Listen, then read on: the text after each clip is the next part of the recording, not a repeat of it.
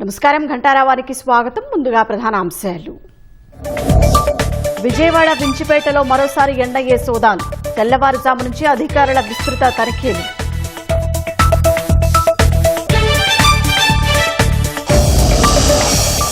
విశాఖలో ముగిసిన navy coast guard search operation. అర్ధరాత్రి 12 వరకు చేపట్టిన అధికారులు.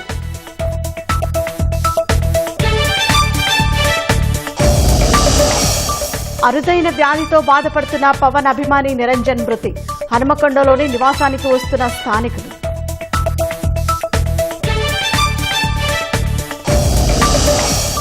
ఎగువ గోదావరి పరివాహక ప్రాంతాల్లోకి వరద ప్రవాహం.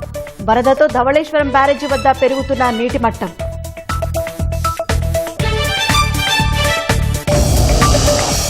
మధ్యప్రాచ్యంలో మళ్లీ యుద్ధ మంటలు రాజేస్తున్న అమెరికా. హర్ముజ్లో నౌకలపై దాడులు చేసిందంటూ ఇరాన్పై క్షిపణుల వర్షం.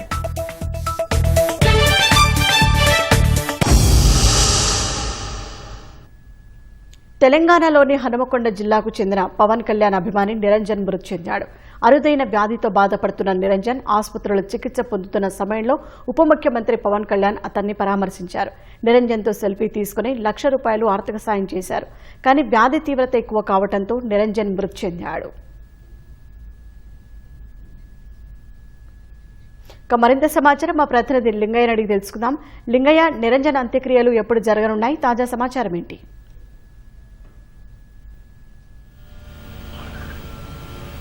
పవర్ స్టార్ పవన్ కళ్యాణ్ వీరాభిమాని హన్మకొండ చెందిన నిరంజన్ అర్ధరాత్రి కన్నుమూశాడు. దీంతో ఆయన కుటుంబంలో తీవ్ర విషాదం నెలకొంది. అదేవిధంగా పవన్ కళ్యాణ్ అభిమానులు కూడా తీవ్ర విషాదం నింపిందని చెప్పవచ్చు. 17 ఏళ్ల నిరంజన్ చిన్ననాటి నుంచి కూడా పవన్ కళ్యాణ్ వీరాభిమానిగా ఉన్నారు. ఆ తర్వాత 8 సంవత్సరాల వయసులో నిరంజన్ అరుదైన ఎముకల వ్యాధి బారిన పడ్డారు.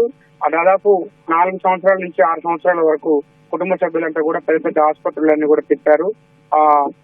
ఎముకలు బారిపోవడం, పట్టుకున్న చోట ఎముక విరిగిపోవడం లాంటి అరుదైన వ్యాధి బారిన నిరంజన్ పడ్డాడు. దాదాపు 8 సంవత్సరాలుగా అతను పోరాటం చేస్తున్నాడు. ఆసుపత్రిలో దాదాపు ₹1,00,000 కూడా తల్లిదండ్రులు ఖర్చు చేసుకున్నారు. అయినప్పటికీ కూడా ఫలితం లేకుండా పోయిందని చెప్పి ఇప్పుడు కుటుంబ సభ్యులైతే కన్నీరు మున్నీరు అవుతున్నారు. దాదాపు గత నెలలో నిరంజన్ పవన్ కళ్యాణ్ కు వీరాభిమాని. దాదాపు ఒక గబ్బర్ సింగ్ లాంటి సినిమాలను 17 సార్లు చూసిన లాంటి వీరాభిమాని నిరంజన్. దీంతో మీడియా కథనాలు కావచ్చు, అదేవిధంగా జనసేన కార్యకర్తల సమాచారంతో పవన్ కళ్యాణ్ గత నెలలో నిరంజన్ ఇంటికి కూడా వచ్చాడు. దాదాపు గంట సేపు నిరంజన్ కుటుంబ సభ్యులతో పవన్ కళ్యాణ్ ఉన్నారు. దాదాపు 45 నిమిషాల సేపు నిరంజన్ తోనే ఏకాంతంగా ఆయన మాట్లాడాడు. నిరంజన్ అభిరుచులు తెలుసుకున్నాడు. నిరంజన్ ఆరోగ్యం ఎట్లా ఉంది అన్న అంశాలను తెలుసుకోవడంతో పాటు పవన్ కళ్యాణ్ సినిమాల్లో నిరంజన్ కు నచ్చిన సినిమాలు ఏంటి, ఏ సినిమా ఎన్నిసార్లు చూశాడు, ఇంకా అతనికి ఇష్టమైన అంశాలు ఏంటి అన్న అంశాలపై దాదాపు ఒక అభిమానితో దాదాపు 40 నిమిషాల పాటు పవన్ కళ్యాణ్ మాట్లాడడం, చర్చించడం సర్వత్రా అప్పుడు ఉత్కంఠ రేపింది.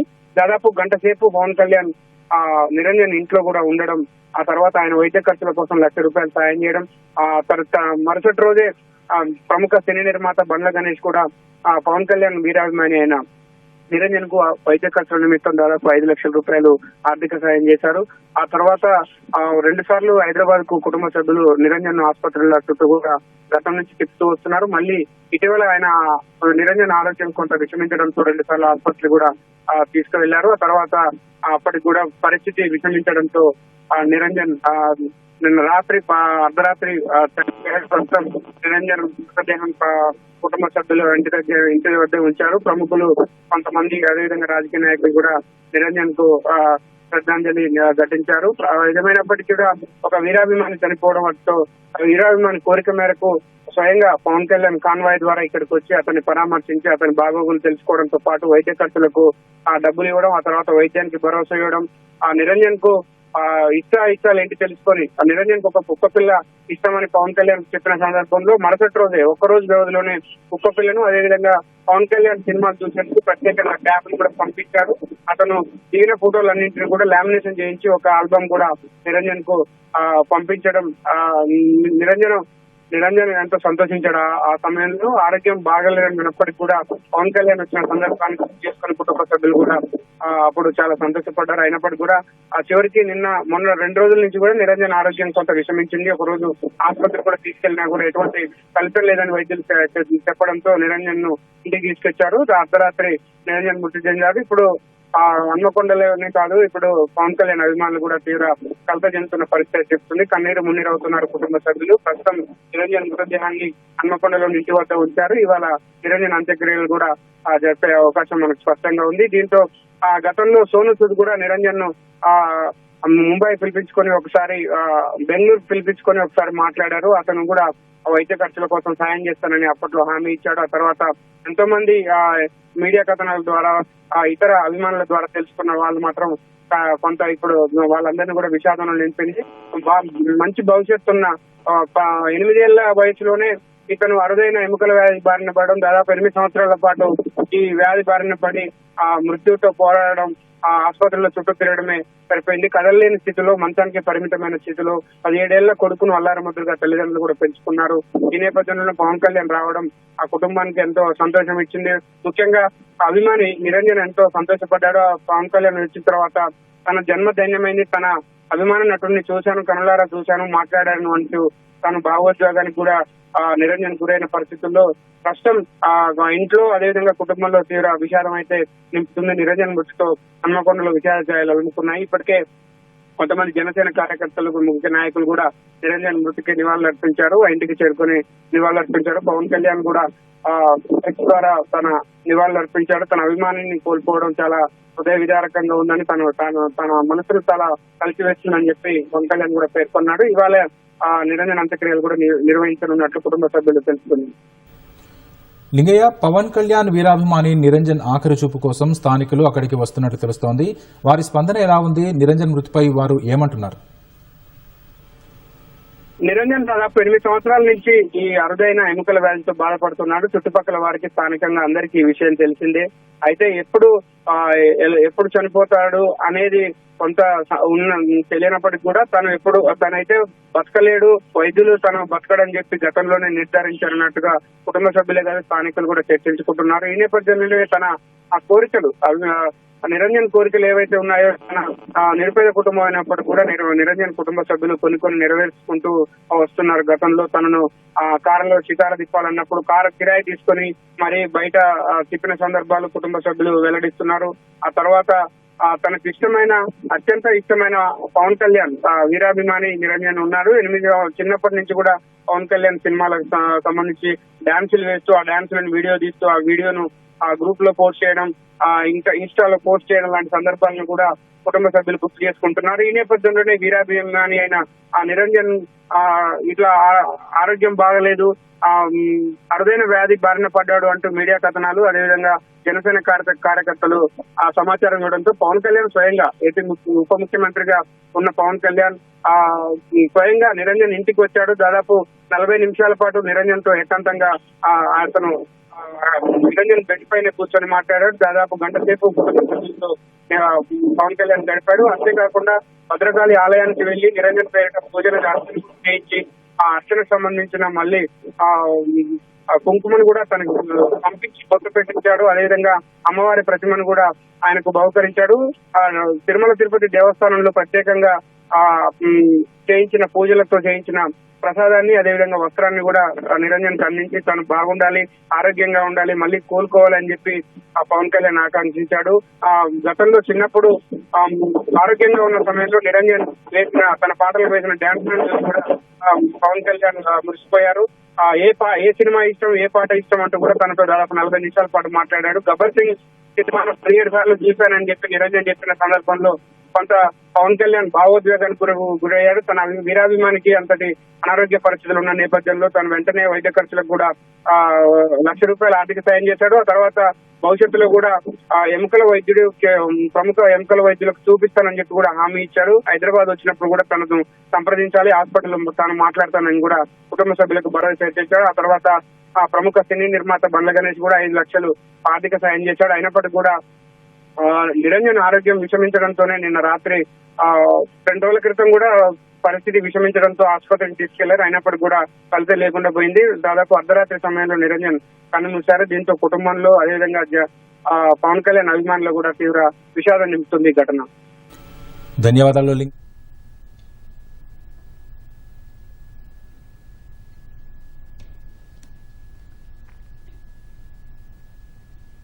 విజయవాడ వించిపేటలో మరోసారి ఎన్ఐఏ సోదాలు కొనసాగుతున్నాయి. ఉగ్ర లింక్స్ కేసులో తెల్లవారుజామున 5 గంటల నుంచి ఎన్ఐఏ అధికారులు సోదాలు చేస్తున్నారు. గతంలోనూ ఇదే ప్రాంతంలో ఎన్ఐఏ విస్తృత సోదాలు జరిగాయి. ఈ ఏడాది మార్చి మే నెలలో ఎన్ఐఏ సోదాలు జరగగా 3 అరెస్టు చేసి కేసు నమోదు చేశారు. విజయవాడకు చెందిన మొహమ్మద్ డానిష్, సుహైల్ బేగ్, మొహమ్మద్ రహంతుల్లాను ఎన్ఐఏ అధికారులు అరెస్టు చేశారు. ఉగ్ర లింక్స్ కేసు ఇటీవల ఎన్ఐఏకు బదిలీ అయ్యింది. తాజాగా మరోసారి విజయవాడలో సోదాలు జరగడంతో పలు అనుమానాలకు తావిస్తోంది. ఆ 3కి మరెవరితోనైనా సంబంధాలు ఉన్నాయా అనే కోణంలో విచారణ సాగుతోంది.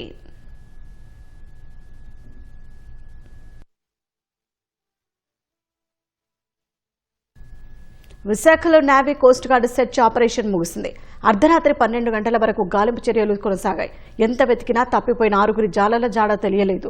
జూలై 1న సముద్రంలోకి వేటకు వెళ్లిన మత్స్యకారుల బోటు ప్రమాదంలో గల్లంతయింది. తమ వారి కోసం గంగపుత్రులు కన్నీరు మున్నీరుగా విలపిస్తున్నారు. ఒక్కో కుటుంబానికి 10 లక్షల సాయం చేయాలని కలెక్టర్కు మంత్రి అచ్చెన్నాయుడు ఆదేశాలు జారీ చేశారు. ఇవాళ మత్స్యకార కుటుంబాలను మంత్రి కొల్లు రవీంద్ర పరామర్శించనున్నారు. ప్రభుత్వం నుంచి మరింత పరిహారం అందించే అవకాశం ఉన్నట్లు తెలుస్తోంది.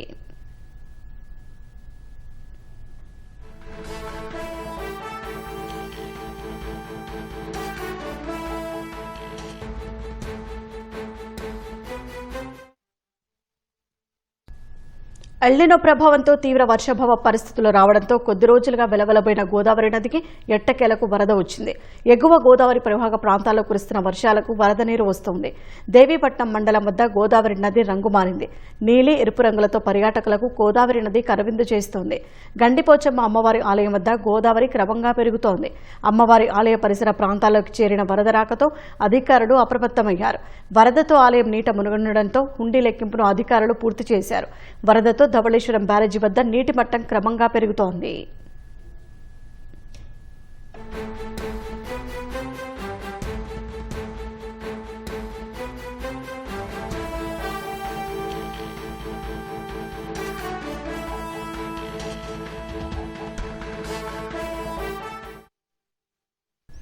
పశ్చిమాసియాలో మరోసారి యుద్ధ మేఘాలు కమ్ముకున్నాయి.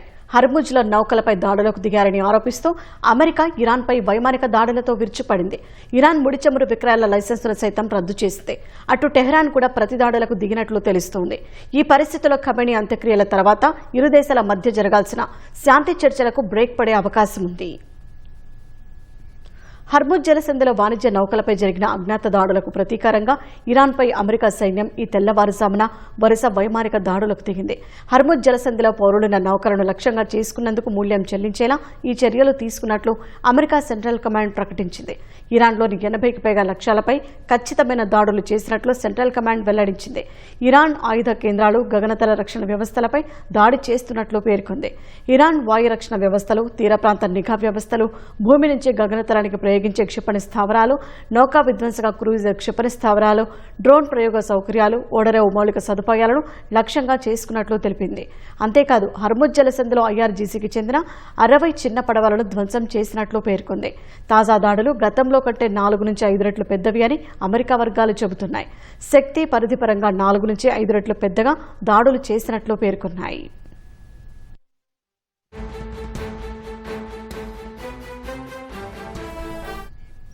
నౌకలపై దాడులు చేయడం వంటి ఇరాన్ చర్యలు శాంతి ఒప్పందాన్ని పూర్తిగా ఉల్లంఘించడమేనని అమెరికా ఆరోపించింది. అమెరికా అధ్యక్షుడు డొనాల్డ్ ట్రంప్ ఉన్నతాధికారులతో సంప్రదింపులు జరిపిన తర్వాతే దాడులు జరిగినట్లు యాక్సిస్ మీడియా వెల్లడించింది. తుర్కియాలో జరిగిన నాటో శిఖరాగ్ర సదస్సు సందర్భంగా విదేశాంగ మంత్రి మార్కో రూబియో, రక్షణ మంత్రి పీట్ హెగ్సేత్, ఆర్థిక మంత్రి స్కాట్ బిసెంట్లతో సమావేశమైన అనంతరం ట్రంప్ ఈ నిర్ణయం తీసుకున్నట్లు పేర్కొంది.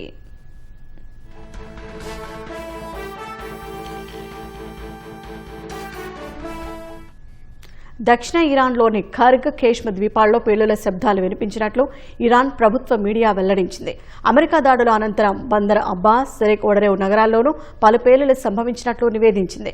సిరిక్ రేవు, బందర్ అబ్బాస్లోని షాహిద్ హక్కానీ పోర్టులో కూడా అగ్ని ప్రమాదాలు చోటు చేసుకున్నట్లు తెలుస్తోంది. అమెరికా జరిపిన చాలా దాడుల్లో పౌర ప్రాంతాల లక్ష్యంగా జరిగినట్లు ఇరాన్ ప్రభుత్వ మీడియా ఆరోపించింది. అమెరికా దాడుల నేపథ్యంలో ఇరాక్లో ఖమేనీ అంత్యక్రియల నుంచి ఇరాన్ అధ్యక్షుడు మసూద్ పెజెష్కియాన్ టెహరాన్కు తిరిగి వచ్చేశారు. అటు అమెరికా దాడులకు ప్రతీకారంగా ఇరాన్ ప్రతిదాడులు చేసినట్లు తెలుస్తోంది. హర్ముజ్ జలసంధి నిర్వహణలో ఎలాంటి బాహ్య జోక్యాన్ని ఇరాన్ అనుమతించబోదని ఐఆర్జీసీ పేర్కొంది.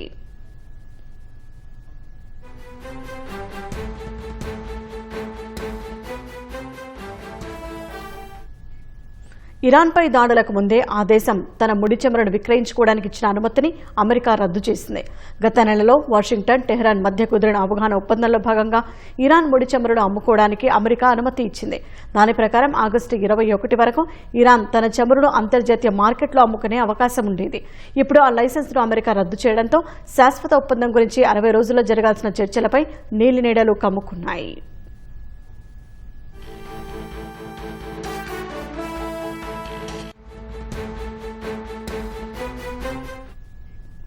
అంతకుముందు ఖతార్కు చెందిన అల్ రకైత్ అనే గ్యాస్ ట్యాంకర్తో పాటు మరో 2 వాణిజ్య నౌకలపై అజ్ఞాత దాడులు జరిగాయి. ఈ దాడులపై ఇరాన్ ఎలాంటి ప్రకటన చేయలేదు. అయితే ఇది ఇరాన్ పనేనన్న అనుమానం నెలకొంది. ఇజ్రాయెల్, అమెరికా సంయుక్త దాడుల్లో మరణించిన Iran supreme leader Ayatollah Ali Khamenei అంత్యక్రియల ప్రక్రియ ఇరాన్లోని ఖోమ్ నగరంలో జరుగుతున్న వేళ అమెరికా దాడులు ఆందోళనకరంగా మారాయి. రీఫార్మ్, పెర్ఫార్మ్, ట్రాన్స్ఫార్మ్ మంత్రంతో భారత్ ముందుకు సాగుతోందని ప్రధాని మోదీ అన్నారు. భారత స్వయం సమృద్ధి ఇండోనేషియాతో పాటు మొత్తం ఆసియాన్ ప్రాంతానికి గొప్ప ఊతాన్నిస్తుందని స్పష్టం చేశారు. ఇండోనేషియా పర్యటనలో భాగంగా జకార్తాలో ప్రవాస భారతీయుల సదస్సులో మోదీ ప్రసంగించారు. చిప్, ఇంధన, కనెక్టివిటీ రంగాల్లో భారత్ దూసుకుపోతోందని, సబ్కా సాత్ సబ్కా వికాస్ మంత్రంతో మిత్రదేశాల కలలను సాకారం చేస్తోందని మోదీ కొనియాడారు. ఈ సందర్భంగా ఇండోనేషియా స్వాతంత్ర ఉద్యమానికి బలమైన మద్దతిచ్చిన భారత మాజీ ప్రధాని జవహర్లాల్ నెహ్రూను మోదీ ప్రశంసించారు. 1947లో డచ్ చెర నుంచి ఇండోనేషియా నేతలను కాపాడిన ఆపరేషన్తో పాటు అలీన ఉద్యమంలో నెహ్రూ పాత్రను మోదీ కొనియాడారు. ఈ సదస్సులో ఇండోనేషియా ప్రధాని ప్రభోవో సుబియాంటో చేసిన వ్యాఖ్యలు ప్రత్యేక ఆకర్షణగా నిలిచాయి. తనలో భారతీయ డిఎన్ఏ ఉన్నట్లు పరీక్షలో తేలిందని, అందుకే భారతీయ సంగీతం వినగానే తన శరీరం నాట్యం చేస్తుందన్నారు. ఇండోనేషియా సంస్కృతిపై భారత్ ప్రభావం చాలా ఉందని, తమ భాషలో 50% పదాలు సంస్కృతం నుంచి వచ్చినవేనని చెప్పారు. ఇవాళ మోదీ ఇండోనేషియాలో అతిపెద్ద హిందూ ఆలయం ప్రాంబ్రాన్ను సందర్శించనున్నారు. తర్వాత ఆస్ట్రేలియా పర్యటనకు వెళ్లనున్నారు.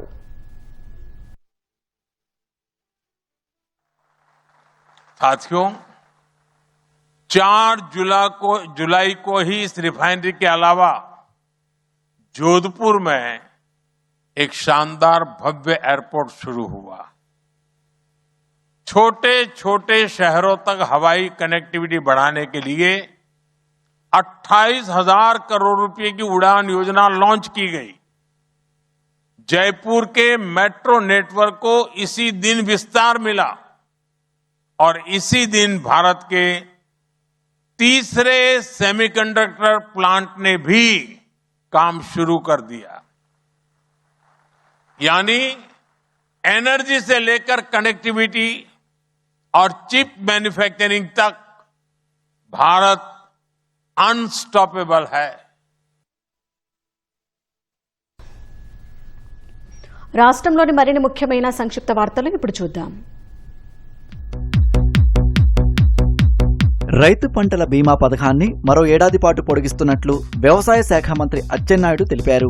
ప్రకృతి వైపరీత్యాల నుంచి రక్షణ కల్పించేలా పీఎంఎఫ్బీవై వాతావరణ ఆధారిత పంటల బీమా పథకాలను కొనసాగిస్తున్నట్లు ప్రకటించారు. రైతులపై భారం పడకుండా బీమా ప్రీమియం సబ్సిడీ మొత్తం ప్రభుత్వమే భరిస్తుందన్నారు. అనపర్తి నియోజకవర్గ టీడీపీ ఇన్ఛార్జ్ నియామకంపై పార్టీ శ్రేణుల నుంచి మంత్రి నిమ్మల రామానాయుడు అభిప్రాయాలు సేకరించారు. తూర్పుగోదావరి జిల్లా బిక్కవోలు మండలం బలభద్రపురంలో టీడీపీ సమన్వయ కమిటీ సమావేశంలో పాల్గొన్న నిమ్మల 4 మండలాల ప్రతినిధులు, బూత్ ఇన్ఛార్జీలు నల్లమిల్లి మనోజ్ రెడ్డికి బాధ్యతలు అప్పగించాలన్నారు. కేంద్ర సంగీత నాటక అకాడమీ అవార్డుకు ఎంపికైన ఏపీ నాటక అకాడమీ చైర్మన్, ప్రముఖ రంగస్థల నటుడు గుమ్మడి గోపాలకృష్ణను సీఎం చంద్రబాబు అభినందించారు. సీఎంను సచివాలయంలో గోపాలకృష్ణ మర్యాదపూర్వకంగా కలిశారు. తెలుగు నాటక రంగానికి గోపాలకృష్ణ జాతీయ స్థాయి గుర్తింపు తీసుకొచ్చారని సీఎం అన్నారు. ప్రభుత్వం నుంచి తమకు రావాల్సిన బకాయిలను వెంటనే విడుదల చేయాలని ఎస్సీ ఎస్టీ పారిశ్రామికవేత్తలు కోరారు.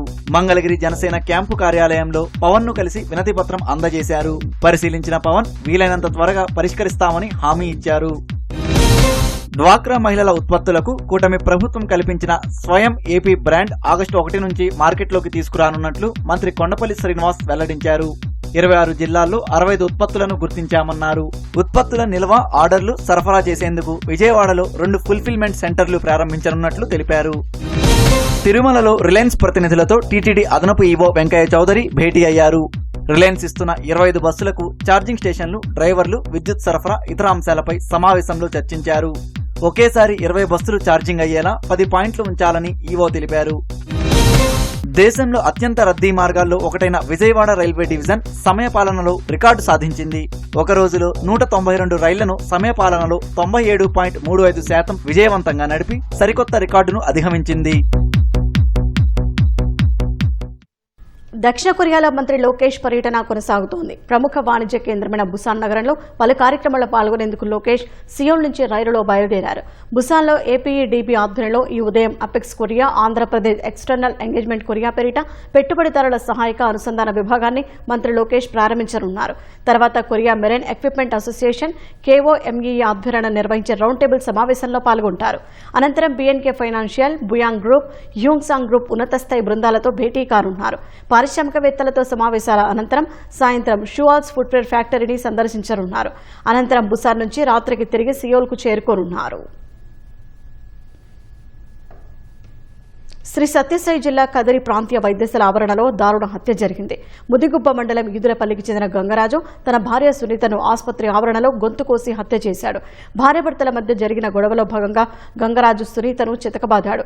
గాయపడిన ఆమెను కుటుంబ సభ్యులు కదిరి ప్రభుత్వ ఆసుపత్రికి తీసుకువచ్చారు.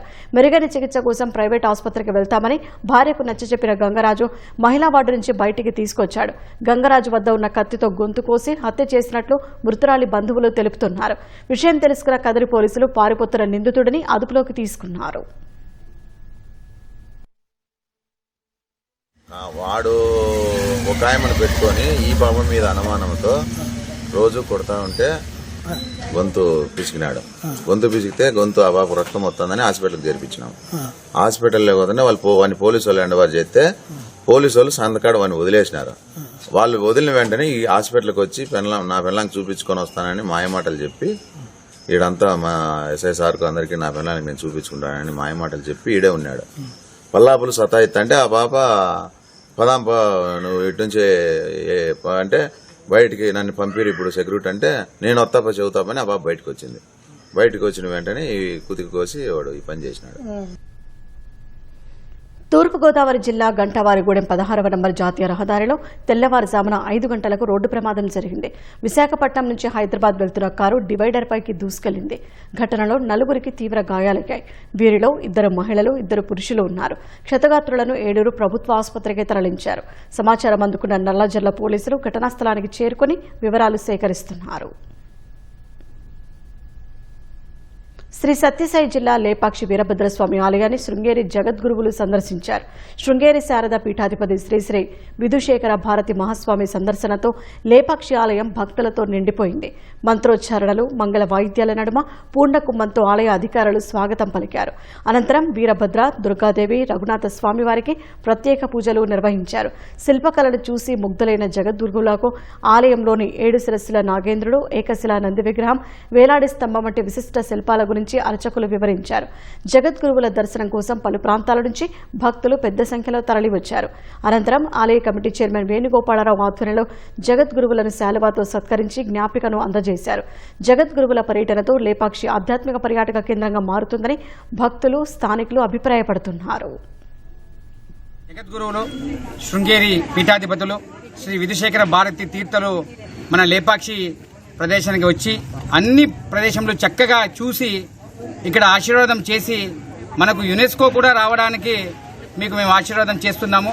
చక్కటి కళా సంపద, చక్కటి ప్రదేశం అని మనకు ఆశీర్వాదం చేయడం చాలా సంతోషమైన విషయము. బాధ్యతలు స్వీకరించిన వెంటనే వెళ్ళి మనము మనవి చేసుకోవడము, గురువుగారు రావడము చాలా అదృష్టంగా భావిస్తున్నాను.